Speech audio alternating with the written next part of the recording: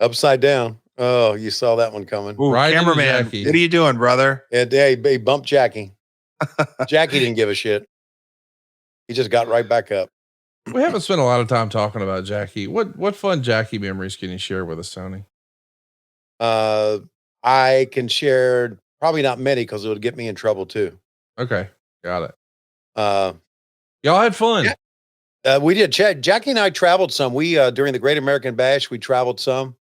As a matter of fact, we shared a hotel room together one time.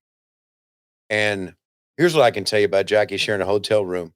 It was like a suite where we had two different bedrooms. And so we checked in. I think it was Philadelphia. We checked in, and Jackie took off all of his clothes and laid on the bed there. He and I were talking. He just took them off and he laid on the bed, had a cigarette in his mouth. Okay. Cigarette was up. He was naked. The cigarette was pointing up and he was just talking to me like nothing ever happened. And I was thinking, I'm here talking to this real big fat guy with a cigarette in his mouth, naked on the bed. And he's just telling me stories. I'm thinking, but that was Jackie Crockett. He was just like, he was something else, man. Whew, I appreciate that image. Thank you for that, Tony. You're welcome. Yeah, but Jackie was always really cool. Everybody liked him. Everybody did. And he was also, all the old promos that I did when we talk about baby face and heel promos back in the Crockett garage. Mhm. He was the cameraman. He was always the cameraman. And so, and he did help me a lot about where to put the microphone, where to stand. He was good. He was good with that. Chris, we got some questions from our live studio audience. Coach Rosie wants to know, hey, Chris, as a kid, who was your favorite WCW or NWA wrestler? Well, I did mention the Skyscrapers earlier. I loved Sid Vicious. I did love Sting. I thought Sting was awesome. I thought as a kid that Ric Flair stole his woo from Sting because I remember seeing Sting do it. And then I saw Ric Flair do it and I was like, man, why is he stealing Sting shit? Who else did I like? Great Muta. Holy shit. Just obviously he wasn't full-time in WCW, but just seeing him wrestle just really, I don't know, it just opened my eyes to the athleticism and just also his face paint, the mist. That just really captured my imagination as a kid. Who else did I like? I think maybe one of the greatest horsemen ever, Paul Roma. I'm joking now, but as a kid, I was stoked when Paul Roma joined the Horsemen because I liked him in WWF.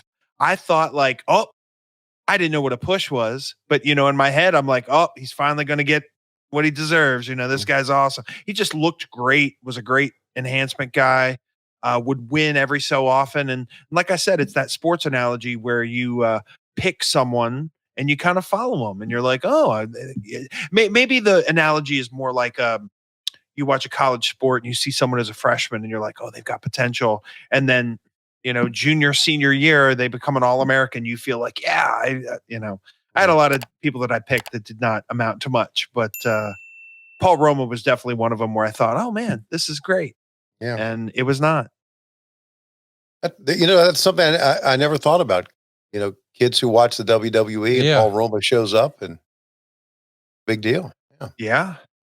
How about that? And of course, Brian Knobbs, but he can go fuck himself now. Oh man. Yeah.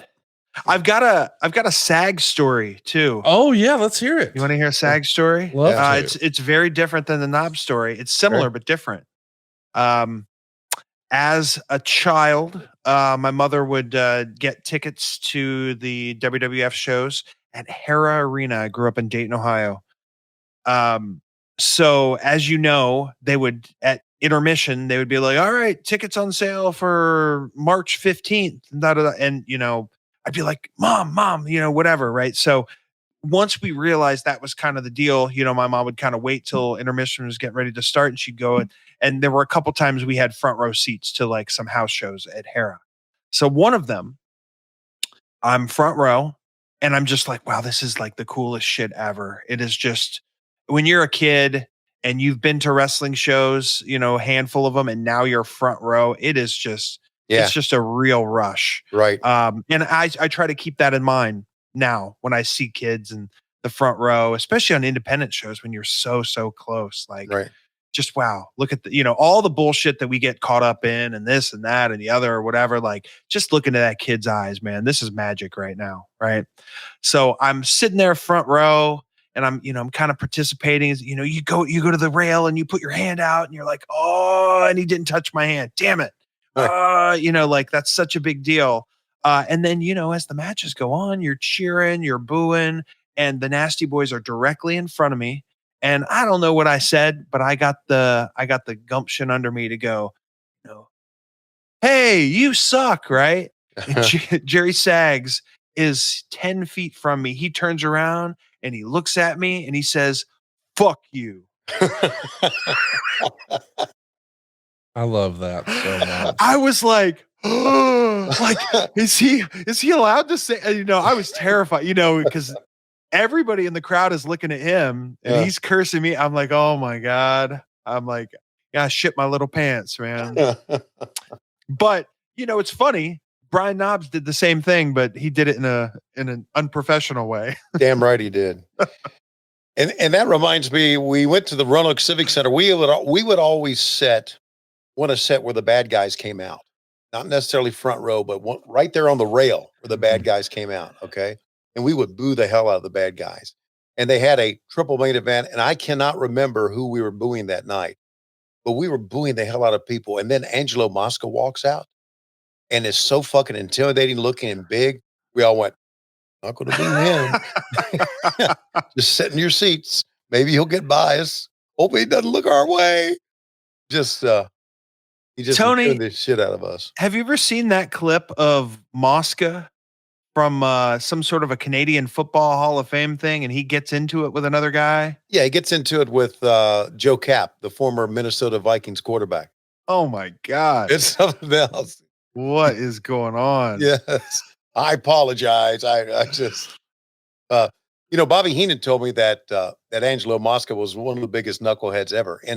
And he says that because Heenan used to rib him all the time, and he would always fall for it. Heenan said he would take paper towels or tissues and stuff them when Angelo would go out to work, stuff them in Angelo's toes of his shoes. And then they would be walking to the car or they'd be walking to the airport. And Angelo says, Mom, these dogs are barking today.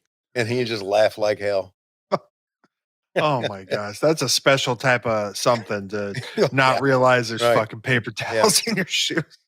Another story that Heenan told about Angelo Mosca. Angelo had a wife who was a flight attendant.